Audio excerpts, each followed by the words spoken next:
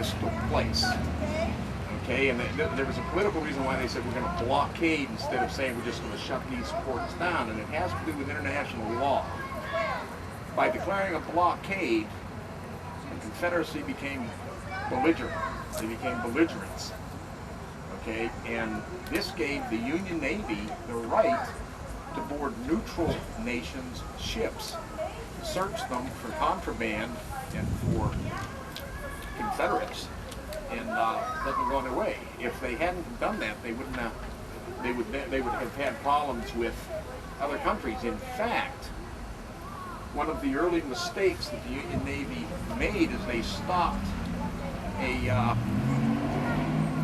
a British ship, the USS Trent, stopped the British ship and took 2 Confederate ambassadors off, and Great Britain just went nuts. They said, you can't stop British ships, kidnap people, and this sort.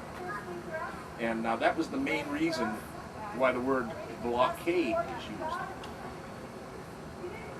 instead of just shutting down the ports. Now the plan, this plan of the blockade the South, this was not thought up on the spur of the moment.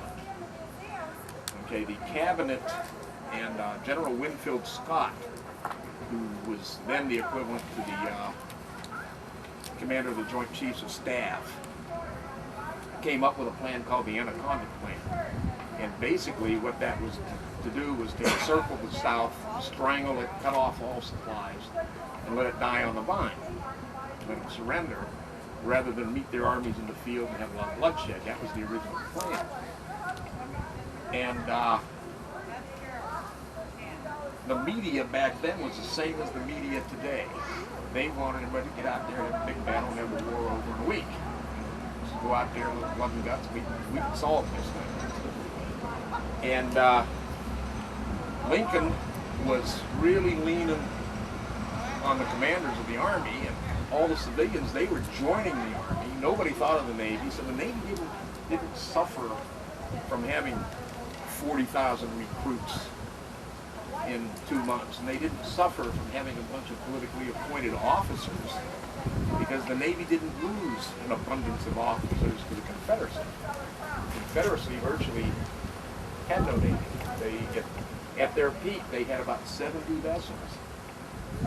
And a large portion of the commanding officers of those ships were British naval officers on leave. And British naval officers on leave not only manned some of the warships, they manned just about 90% of all the blockade runners, because it was a profitable business, a very profitable business. Now, our Navy at that time had an officer corps and had an enlisted corps. The enlisted corps had 2 ranks. Okay? One rank, the first rank, you were a beginner, you called a landsman, and the second rank was you were a captain of something. Like you could be the captain of the forecastle, you could be the captain of the stern, you could be the captain of the midships, you could be the captain of the galley. Okay? So there's only 2 pay grades. Everybody in the enlisted pay grades were paid the same for their group. I mean, you had the guys on the bottom, they got the least, and the next guys, they got it. But everybody was paid the same. 25% of the sailors, the enlisted sailors, 2 years before the Civil War, were black. 60% were immigrants. There was no promotion between the enlisted ranks into the officer rank. Okay? And this is one of the big differences here about the Navy. The officer rank was made up basically of merchant seamen.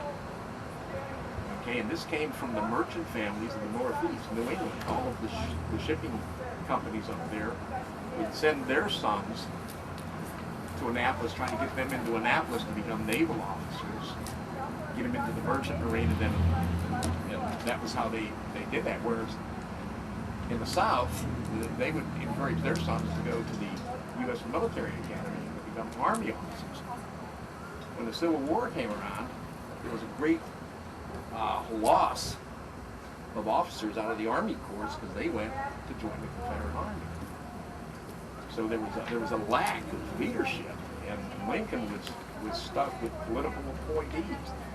They had units that would actually elect their own officers. They would say, okay, who wants, we need a captain. And those guys would vote on, okay, this guy's the captain.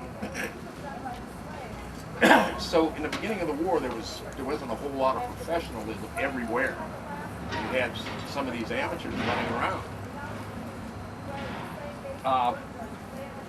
When we talk about the Navy, now I told you before, when he said we're going to have a blockade, there was only 2 warships in American waters, 4 steamers, and they were going to blockade 4,000 miles of coastland in the Mississippi River. Okay, they were going to do this. That was April of 1861. By December of 1861, they had 270 ships and 22,000 sailors. Okay? Less than a year. Triple. Hi guys. Okay? The Army, in less than a year, grew by a factor of, I think, 50. People just went down and joined. I mean, everybody wanted to be in it. There had not been a war since the War of 1812, and people didn't understand that war is a brutal thing and that people die, and they all wanted this one battle victory.